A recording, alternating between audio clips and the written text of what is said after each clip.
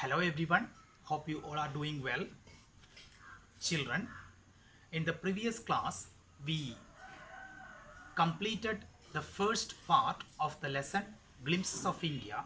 Today, we shall take the second part, Coorg. Before we start this lesson, Coorg, here the author of this lesson gives a vivid picture of Coorg, which is known as coffee country. So make sure that you have your textbook with you. So page number 90, Coorg. Coorg is coffee country famous for its rainforests and spices. Coorg is known as coffee country and it is famous for its rainforests and spices. The first paragraph starts like this. Midway between Mysore and the coastal town of Mangalore sits a piece of heaven that must have drifted from the kingdom of God. This land of rolling hills is inhabited by a proud race of martial men, beautiful women, and wild creatures. The first paragraph gives an introduction about Coorg, which is very beautiful. Here we have got two new words, that is drifted from. The word drifted from means being carried along gently by air, and the next word is martial. Here martial means having to do with war. So these are the two words which we have got from the first paragraph. Coorg or Kodag, the smallest district of Karnataka, is home to evergreen rainforests, spices and coffee plantations. Evergreen rainforests cover 30% of this district. During the monsoons, it pours enough to keep many visitors away. Coorg is also known as Kodag.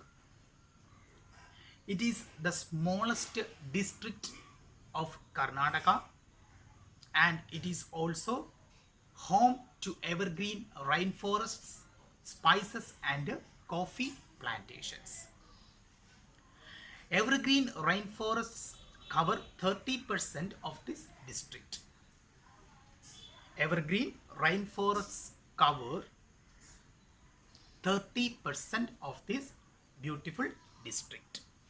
And during the monsoon season, it pours enough to keep many visitors away. Actually, here the sentence it pours enough to keep many visitors away means Coorg gets heavy rain during monsoon and it's impossible to visit Coorg. The season of joy commences from September and continues till March. It is the tourist season from September to till March. The weather is perfect with some showers thrown in for good measure. The air breathes of invigorating coffee. We have got a new word there. Underline the word invigorating. What does the word invigorating mean? Actually, it means making one feel full of energy. Invigorating means making one feel full of energy. That is invigorating. So the air breathes of invigorating coffee. We can smell the fragrance of coffee. Coffee estates and colonial bungalows stand tucked under tree canopies in prime corners. Canopies means roof-like coverings that form shelters. Roof-like coverings that form shelters. And we have a new word there, prime. Prime means here best. So this paragraph gives a beautiful picture of the coffee country Coorg, which is situated in Karnataka.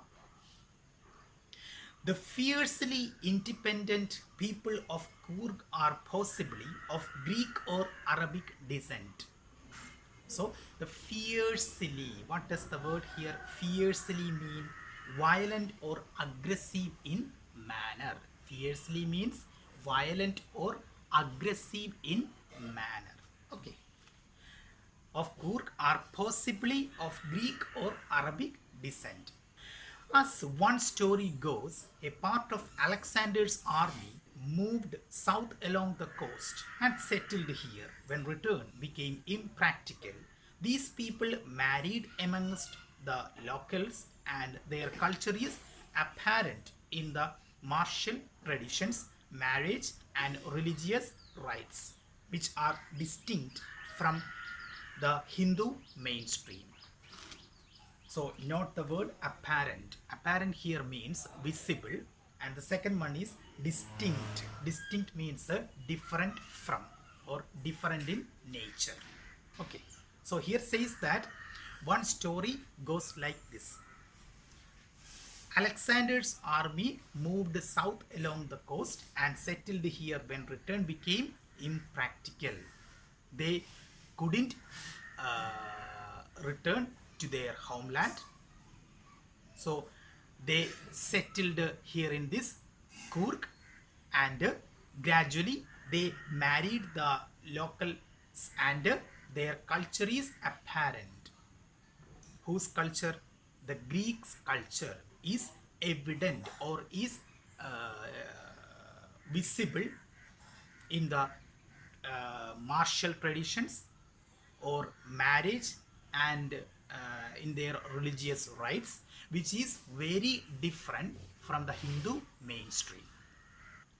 The theory of Arab origin draws support from the long black coat with an embroidered waist belt worn by the Kodavs, known as kufiya. It resembles the kufiya worn by the Arabs and the Kurds. So here the author says that the theory of Arab origin, the story of Arab origin, draws support from the long black coat. On page number 90, you can see a picture in which we can see the dressing style of the Kurds. These are the two stories which are related with the origin of Coorg people. Coorgi homes have a tradition of hospitality, and they are more than willing to recount numerous tales of valor related to their sons and fathers. The Coorg regiment is one of the most decorated in the Indian army, and the first chief of the Indian army, General Cariappa, was a Coorgi. So note that word, numerous tales of valor. Here tales of valor means stories of courage and bravery, usually in war. Stories of courage and bravery, usually in war. That is numerous tales of valor related to their sons and fathers. So the Coorg regiment is one of the most decorated in the Indian army. Here decorated, the word decorated here means is having received the maximum number of awards for bravery in war. So they have, the Coorg regiment has received the maximum number of awards for bravery, for their bravery in Indian army, and the first chief of the Indian army, General Cariappa, was a Coorgi.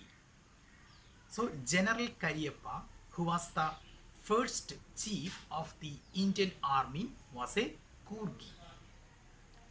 Even now, Kodavs are the only people in India permitted to carry firearms without a license. So even now, still the Kodavs or the Kurgis can keep a gun, can carry guns without a license.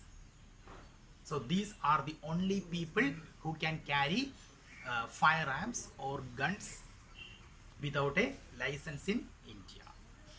The river Kaveri obtains its water from the hills and forests of Coorg. Kaveri River,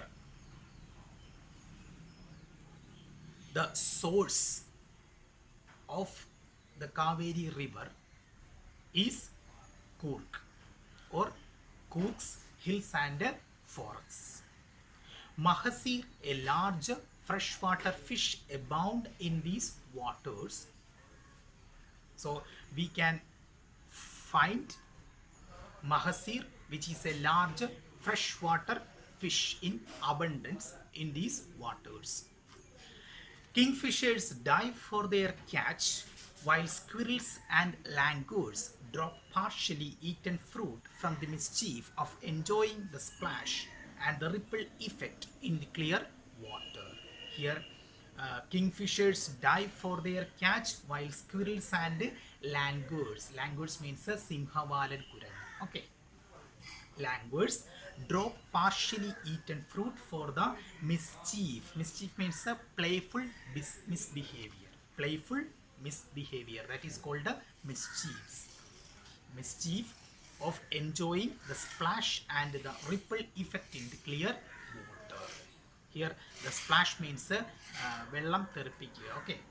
So effect in the clear water. Elephants enjoy being bathed and scrubbed in the river by their mahouts.